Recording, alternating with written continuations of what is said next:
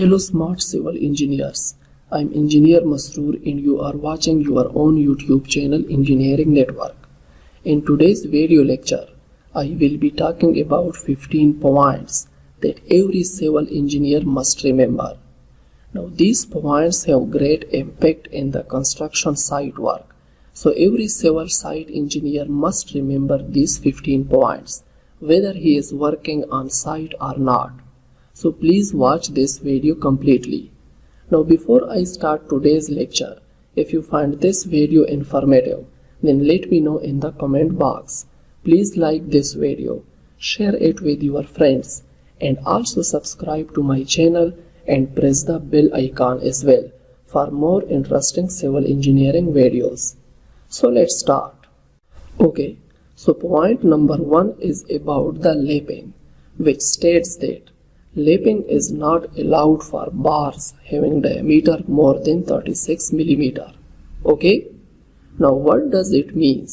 Well, it means that if you are, let's suppose, constructing a beam and the diameter for main bars in that beam is 36 mm or more than 36 mm, then there is no need to provide lapping between two main bars, and it will not cause any problem in the future as well, right? Point number 2 is about the chair spacing. Now the chairs are provided in slabs and in raft footing in order to maintain the position of top reinforcement and bottom reinforcement. Okay? So the maximum spacing between chairs should be 1 meter.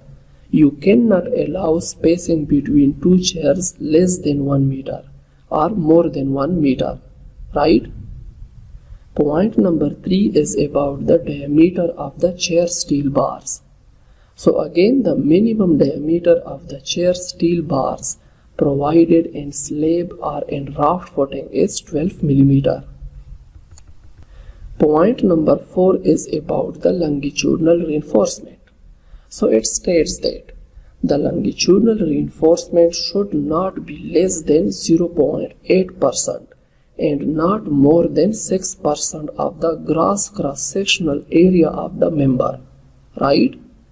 It means that if you have a structure member like slab or raft footing, then the limit of providing steel is from 0.8% to 6%, okay? And it totally depends on you and on your project requirement that how much steel should be provided, right? Point number 5 is the number of steel bars in column.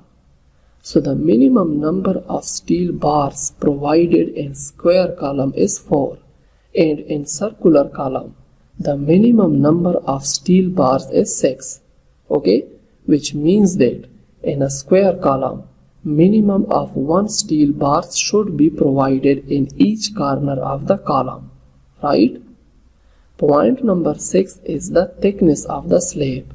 So the minimum thickness of slab is 125 mm or 5 inches.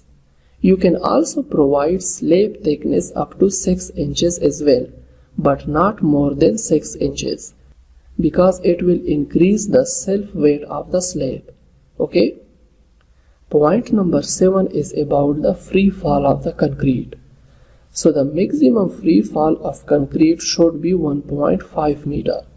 If the free fall of concrete is more than 1.5 meter, then it will cause bleeding in the concrete, which will affect the strength of the concrete. So as a civil site engineer, you must check the free fall of concrete before pouring of the concrete member, okay? Point number 8 is about the water absorption of bricks. Now we know that there are 3 classes of bricks that are used in the construction of houses, and each class brick has its own water absorption ratio, okay? But in general, if you have no idea that which brick class is used, then you should take the maximum water absorption of bricks, which is 15%, right? Point number 9 is about the compressive strength of bricks. So in general, The compressive strength of brake is 3.5 Newton per millimeter square. A specific test is carried out at the laboratory to check the compressive strength of the brake. Okay? Point number 10 is about the density of brakes. The density of brakes also varies with the classes of brakes, right? Which means that each class of brake has its own density, right? But in general, at construction site, we take the density of brake from 1600 to 1920 kg per cubic meter. Okay? Point number 11 is about the density of concrete block.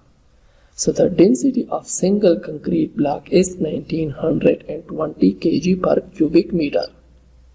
Point number 12 is about the number of concrete cube samples for 100 cubic meter concrete. So in general, if the volume of concrete is 100 cubic meter, then for compressive strength test, we have to take 8 concrete cube samples. Okay? Point number 13 is about the curing time of RCC member. So the minimum time of curing of RCC member is 7 days and maximum time of curing is 28 days. Okay? Point number 14 is about the grades of concrete. Now in building construction, especially in the construction residential houses, commonly M20 grade concrete is used, which has the mix ratio of 1:1.5:3, right? Point number 15 is about the use of vibrator. So the use of vibrator is very important if you want your concrete to gain sufficient strength, right? Because if you don't use vibrator during concrete pouring, then segregation will occur in your concrete, which will affect the overall strength of the member. But you have to use vibrator within certain limits, right? Now if you use vibrator more than its required limit, then bleeding will occur in your concrete, which also affect the strength of the concrete. So basically it means that you have to use the vibrator very carefully during concrete pouring, right? So these are the 15 important points that I think every fresh civil engineer must remember, whether he is working on a construction site or not. Okay? I hope you would find this video very interesting and informative. So please comment down below, like this video, share it with your friends, and don't forget to subscribe to your own channel and make sure to press the bell icon for more interesting civil engineering videos. See you in the next video.